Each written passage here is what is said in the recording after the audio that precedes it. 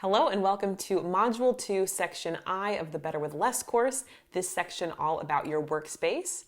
We are going to take a closer look at your current workspace, audit the space and see what's working and what's not, help you identify some effective systems for yourself, both in terms of what you have on your desk or wherever this workspace is located, as well as in the systems and workflow that you are using in your day-to-day life. All right, let's jump right into this section and how we simplify your workspace. To begin, we have to audit your current workspace, and to do this, we have to ask ourselves a few key questions, as I'm sure you're getting used to as we go through these different materials.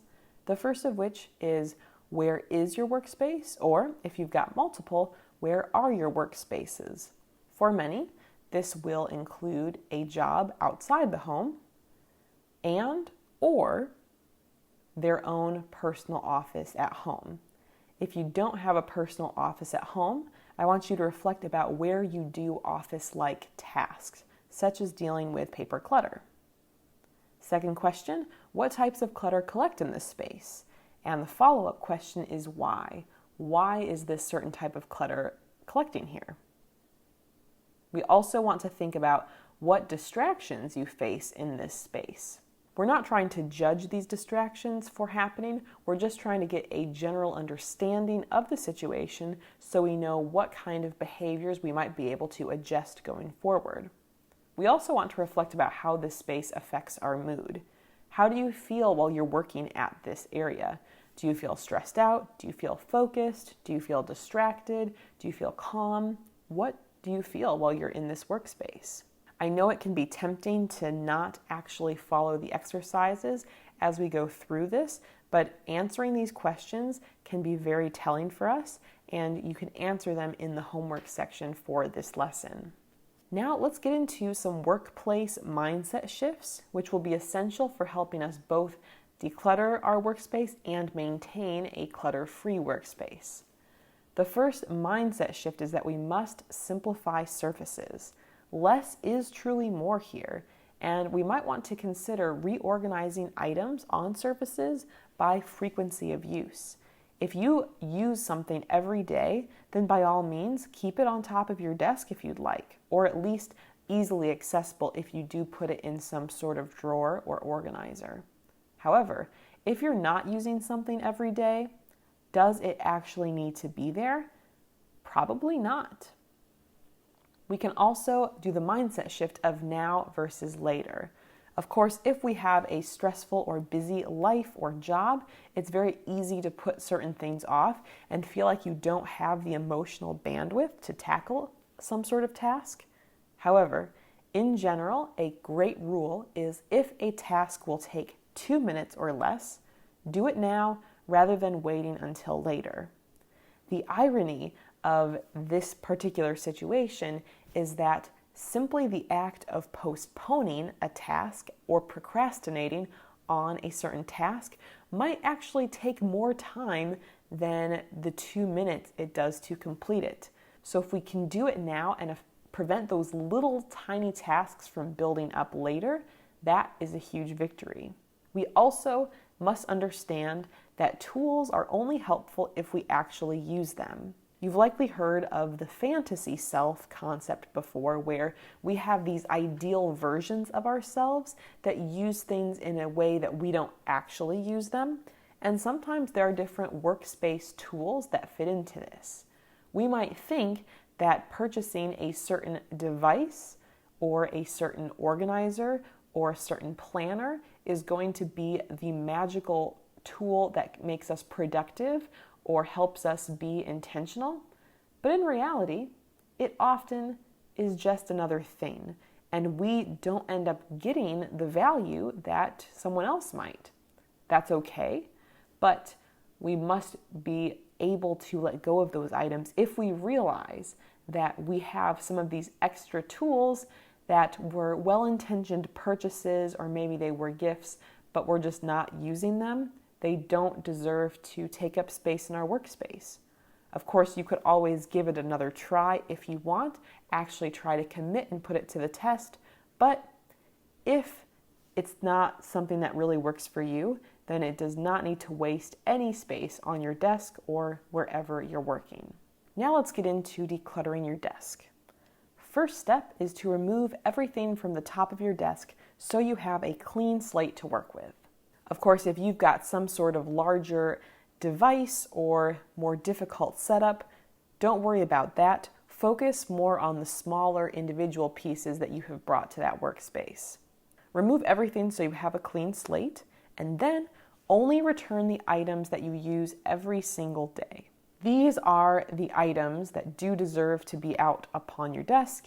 If you are not using it, or in the case of a decorative item, if you aren't actually looking at it every day and it's not bringing you joy every day, or at least most days, then do not return that just yet. Just because you've had a setup the same way doesn't mean that it was the optimal setup for you. Return those intentional items, or not. If there is an item you use every day but you'd like to instead put it in a desk drawer so you're able to maintain an open space on the surface, that's completely fine as well. You also could think about using organizers strategically, such as for a clutter trap perhaps, and only if necessary. There are different organizers that could play a helpful role. It could be beneficial to have some sort of pencil cup or pen cup out on your desk, but doesn't mean you have to have it stuffed full with all of your pens.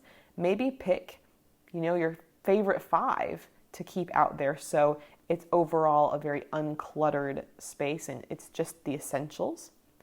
Maybe you have a tray that keeps different documents in it, and maybe you've let it fill up with documents to the point that it's overwhelming and it's encompassing much more than a day's worth of work. Maybe you shift the focus and maybe still use that particular tray, but you use it for a different purpose, such as to contain, the daily papers in that one area so the rest of your desk stays clutter-free. However you choose to do it, this can be a very beneficial swap. Another essential piece here as we go through other items, we must find a home for each item. We don't want any homeless clutter here. Each item needs to have a place, because if it doesn't, where are you going to put it after you use it? You won't know, so it's going to end up somewhere it's not supposed to be, and that area will become more junky or cluttered. If it doesn't have a set place, let it go, whether that's moving it elsewhere or donating the item. As you're going through these, you can definitely be deciding if something is truly essential for your office or workspace. Let's go beyond just decluttering your desk, however. Let's think about our personal behaviors in these spaces and how we can modify some of our behaviors to create an overall minimalist workflow in this workspace. First of all, if possible, limit the number of times you check your email each day. I once heard a really clever analogy that if you keep your email open all day, it would sort of be like you're standing at the mailbox, waiting all day, wondering if you're going to get something. And we can probably agree that doesn't sound like a really great use of your time.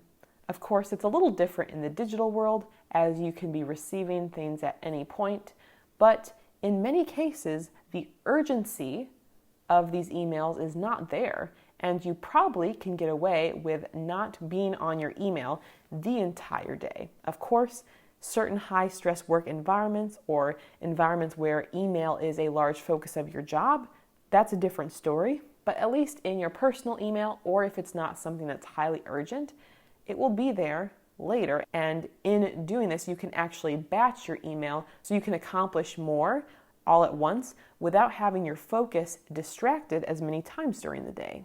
A digital tip is to close out of unneeded tabs or windows on your device when you are no longer using them. This, I admit, can be a struggle for me, but when you have more than 5 to 10 tabs open, that's not necessarily a very productive thing. Sometimes we might think about it as that eventual to-do list, but those extra tabs can divide up our brain power, and it makes it tougher for us to focus on the needed task at hand. So consider closing out of those tabs when you're done with them, or trying to single task as much as possible and really focus on one main thing at a time. Next, if paper clutter is a struggle for you, consider digitizing what you can, especially if you are someone who's not overwhelmed by digital options and can get a good control on your digital files. So for example, if you're someone who's constantly writing down different things on Post-it notes that you don't want to forget, perhaps you would consider either an app, such as the Notes app or the Post-it app, or even a Google Doc, helpful for recording these different thoughts. The benefits, of course, being that you don't need physical Post-its with random messages out on your workspace, but the other perk is that it can help you organize your thoughts better. It can prevent you from wondering, where did I put that Post-it note? And it also is a way that you can actually go between devices, or even if you're home, compared to being at work and wondering what that note was, you can have access to it. And a really helpful tool is to, in the last few minutes of work, such as the last 5 minutes, straighten up your workspace. Use that as an opportunity to tidy up and reset the space before you go into that space for the next day. These can help you maintain this simplified and minimalist workspace much longer. All right, that wraps up this lesson, but of course, you've got homework. This pertains to those reflection questions we started talking through at the beginning of this lesson, and I wish you well in your efforts to declutter and simplify your workspace. We'll see you in the next video.